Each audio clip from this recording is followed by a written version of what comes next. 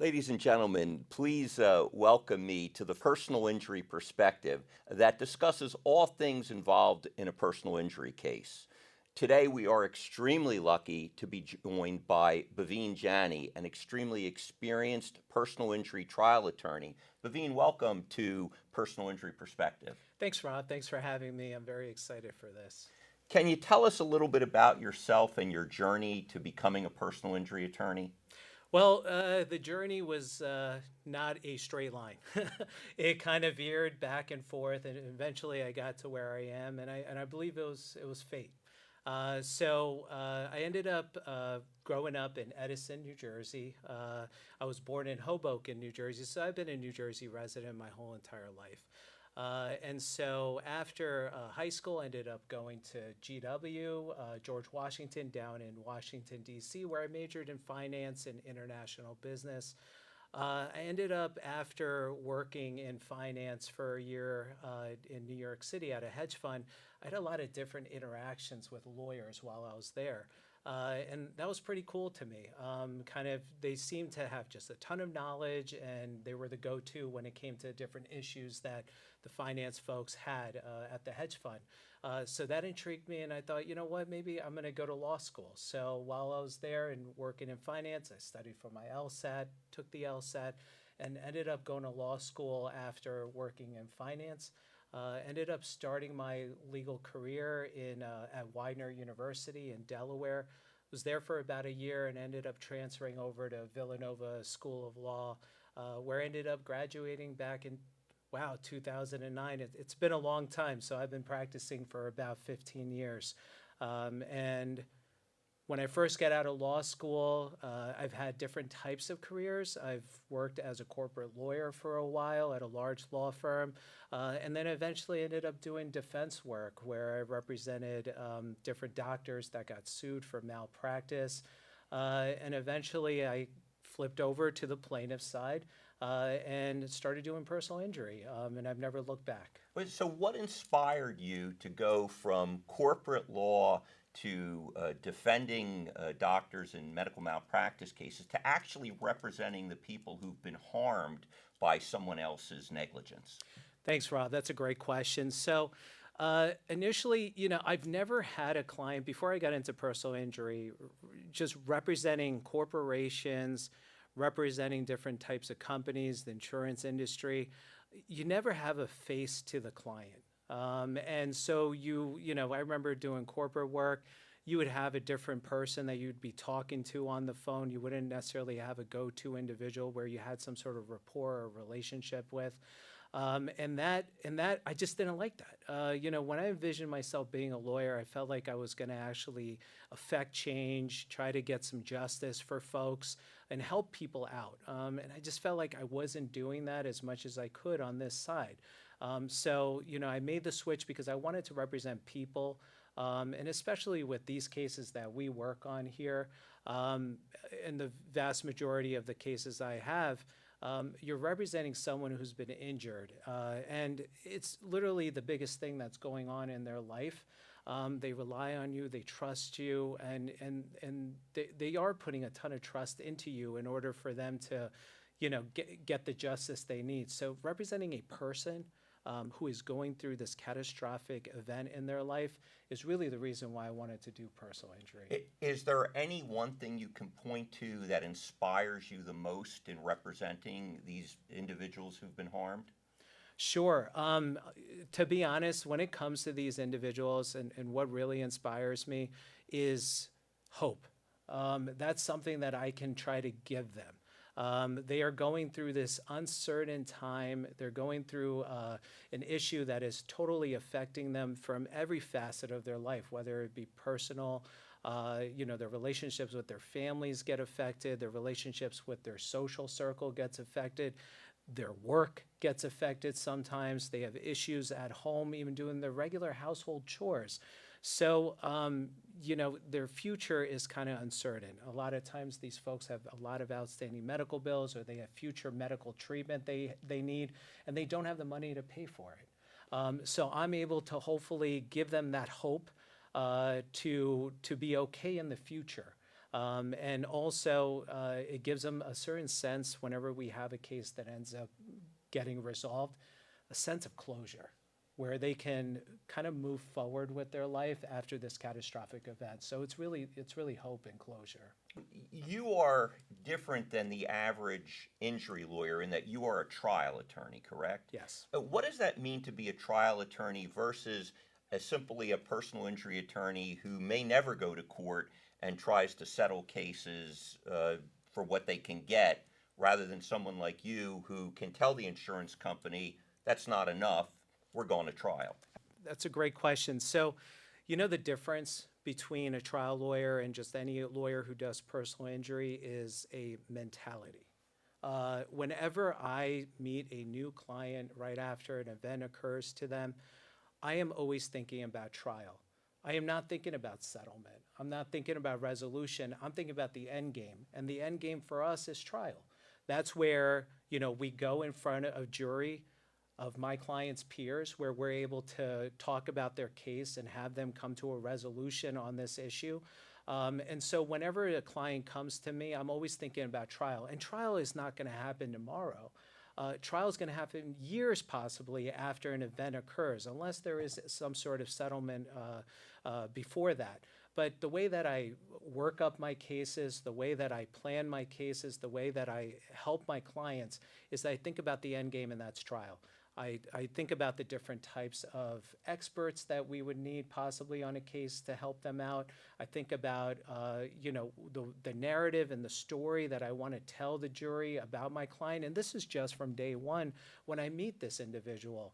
So we're not even thinking about, the client might not be thinking about trial, but me as being a trial lawyer, that's the mentality that I have. And also, when I talk to, and you alluded to, when I talk to these insurance carriers or adjusters, they're like, oh, we don't really think your client has such a good case and all of that. First, the adjuster's not a lawyer. That's step one. They like to tell you about your case when they necessarily are not a lawyer. But for me, I already envision the trial. I know, the type of jury that I want. I know the narrative and I know the story that I'm going to have in front of a jury. And that's just from day one, even though that's going to happen years into the future.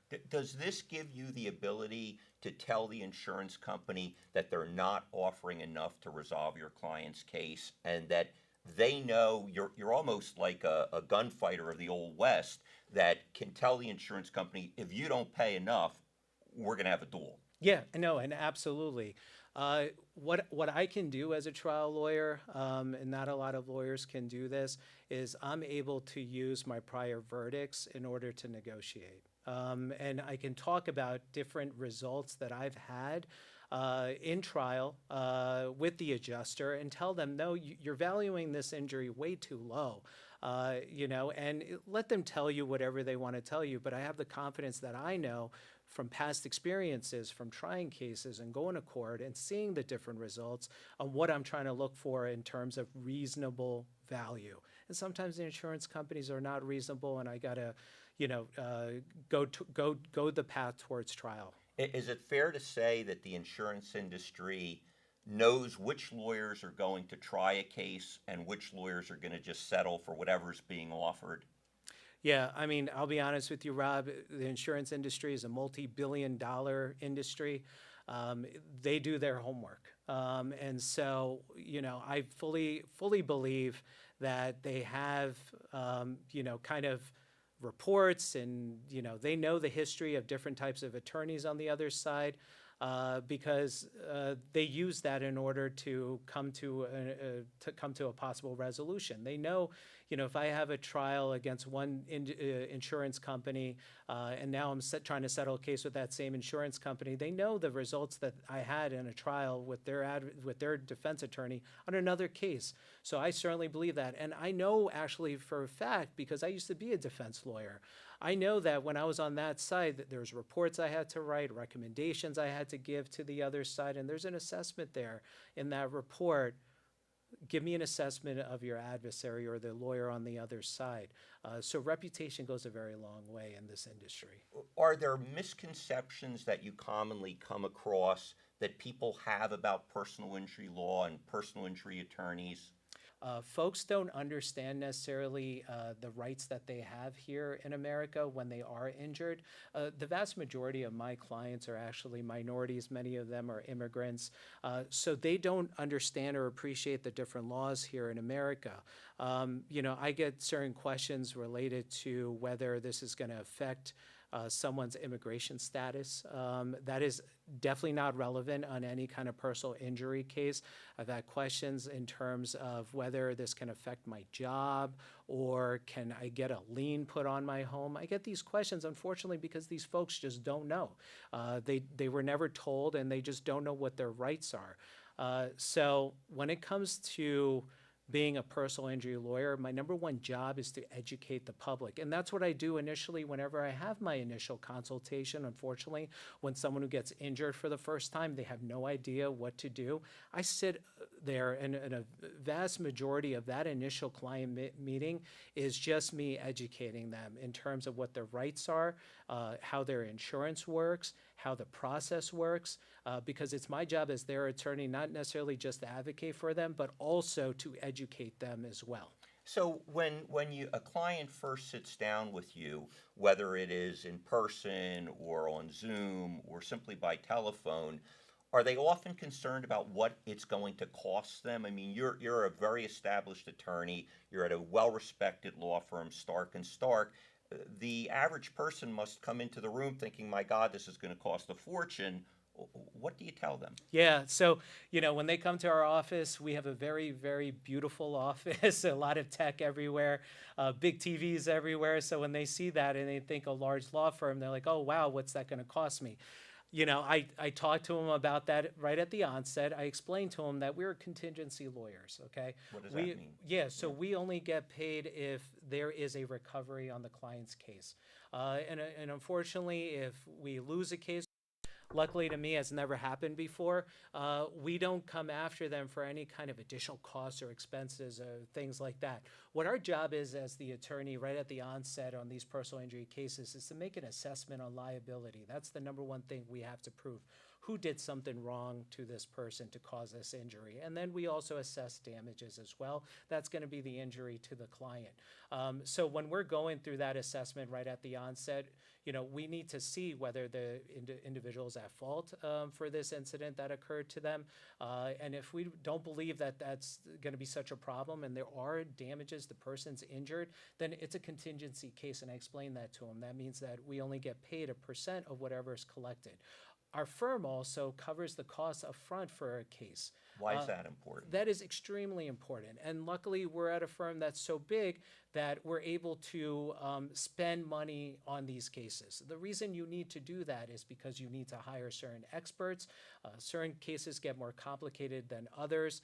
Besides the typical auto cases where we certainly need a doctor who's going to be involved in the case to kind of talk about the client's injuries, if there is a slip and fall or premise liability case, what we call them, then we need to get an engineer involved to kind of talk about the issues and what the defendant did wrong in order to cause this injury. So, being at a firm like this, we have the ability and the resources to hire those high-end experts that can help shore up the case for the client.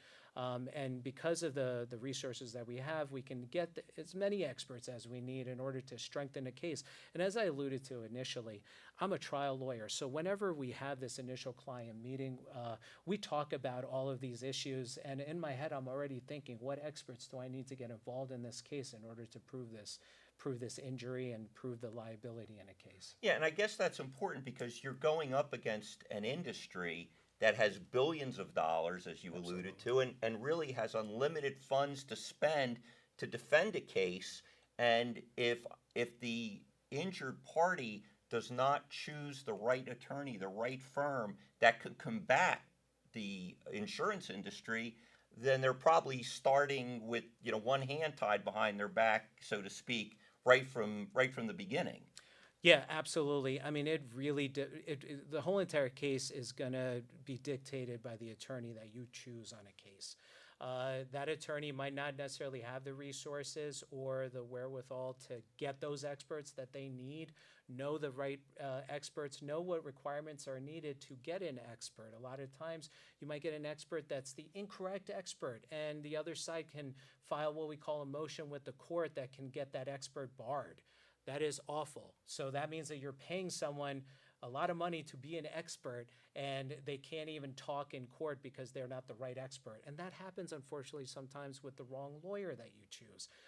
So that assessment right at the onset is extremely important. And then also, as Rob, you alluded to before, you need a trial lawyer. You need someone who knows the end game, knows where you're going to be headed. This is not about a quick settlement where you're leaving money on the table, because that's what sometimes happens on these types of cases. And what happens also, unfortunately, is when there is an accident, the insurance industry and the insurance adjuster for the other side is quickly calling that client to try to settle the case quickly. And they want to do that because they don't want that client to talk to me. Because once I get involved, the insurance industry knows that they're in good hands and that I'm going to work up the case that needs to be worked up, and I'm a good trial lawyer. So that's the assessment that someone needs to make is going to that right attorney, reading that attorney's bio, seeing that attorney's past results. But of course, those past results vary based on your circumstances. But that's all important in the assessment by the client in order to pick that right lawyer. So, what are the misconceptions that the public has about personal injury? In particular, like if you're picking a jury, do you tend to hear the same things from the jury members that may not be entirely true, but they may have been fed by the insurance industry to sort of taint the whole aspect of bringing a personal injury claim and recovering for harms that have been caused to a person? Yeah, no, absolutely. Unfortunately, look, the word ambulance chaser gets thrown around a lot when it comes to personal injury cases. I can assure you I am not chasing any ambulances. But what happens is that the folks that are sometimes in the jury just believe folks don't get hurt. Or they can't have permanent injuries. What we do when we pick a jury right at the onset is that you need to pick a jury that's going to be unbiased, regardless of what they hear. You want a jury that's going to be open-minded, a jury that's going to actually listen to the facts, listen to the evidence, and then come up with a determination at the end of the case. The jury can go against me. I'm okay with that as long as they were open-minded when they sat in that chair. So us as the trial lawyers, we're the gatekeepers in order to make sure that we have preconceived notions and biases that these individuals have. Those folks can't sit on the jury. We need folks that are going to listen to the various doctors and the medical evidence. A lot of times we have what we call MRIs on a case, which can actually determine spinal cord injuries. I like to get medical illustrations done of my MRIs to really show the jury where the injuries are and what they're saying, because an MRI, it is what it is. It's a picture of someone's spine.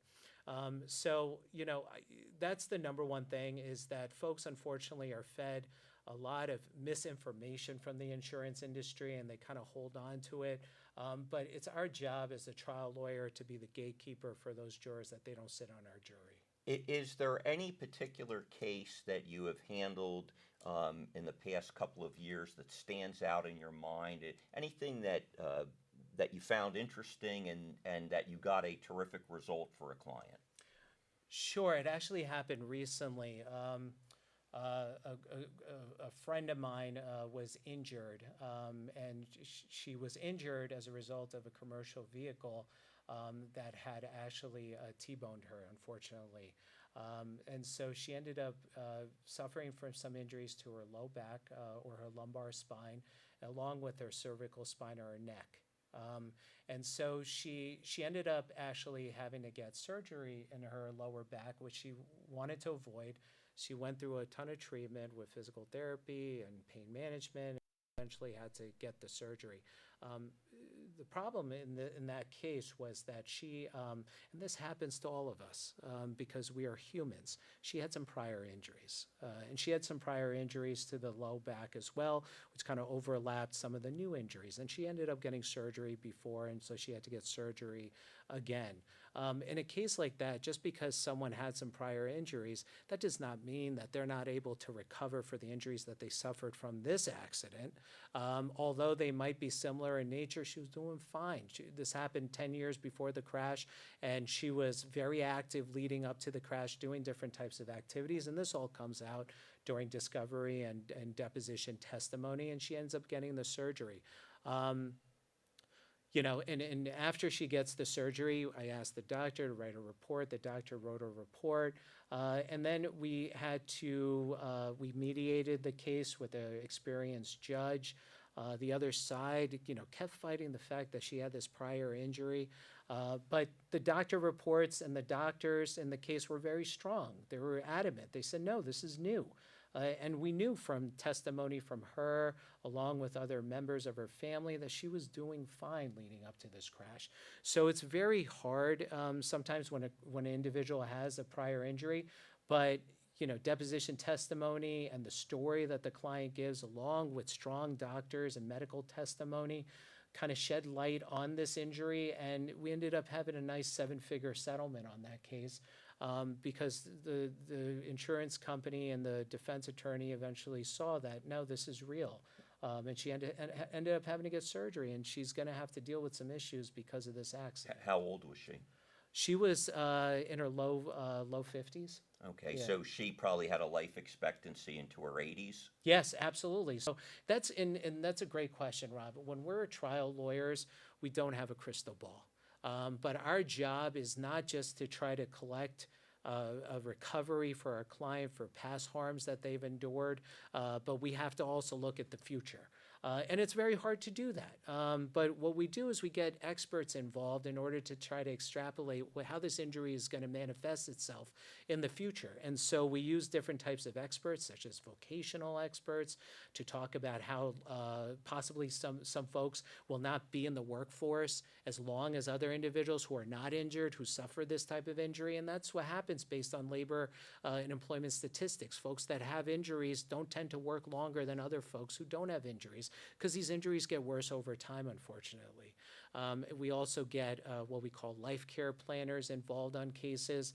Life care planners are, in my case, physicians who will assess an individual's injuries and kind of look at their future in terms of what additional care they're going to need in order to get them to status quo. And granted, we can't get them back to pre-injury baseline, but we have to get them back to their quality of life as close to it as it was. And that's because the plaintiff did not ask to be put in this position. The defendant put this plaintiff in this position.